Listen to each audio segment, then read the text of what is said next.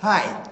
This week's Torah portion is Vayikrah, the very beginning of the book of Leviticus. It also has a special Sabbath status. It's called Shabbat Zachor, Shabbat of Remembering. It's called that because every year on the Shabbat immediately preceding Purim, we read 3 verses from Deuteronomy in chapter 25 at the very end. And the word remember is there. We'll see that in a second. The reason it's tied into Purim is because these 3 verses talk about Amalek, the cruelty of Amalek, and Haman, the enemy of the Jewish people in the Purim story, the enemy who wanted to wipe us out, is a descendant of Amalek. Let's look at those verses quickly.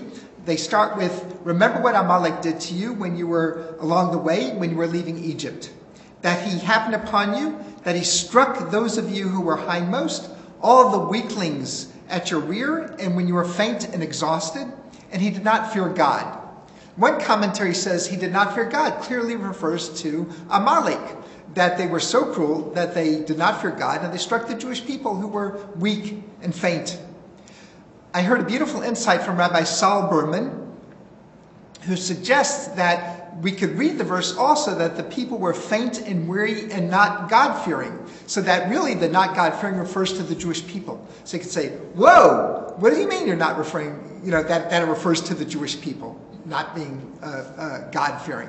And he says, look at where the weak and the weary and the vulnerable people were. They were exposed. They were straggling along in the back. They were vulnerable. And Amalek took advantage of that and struck them.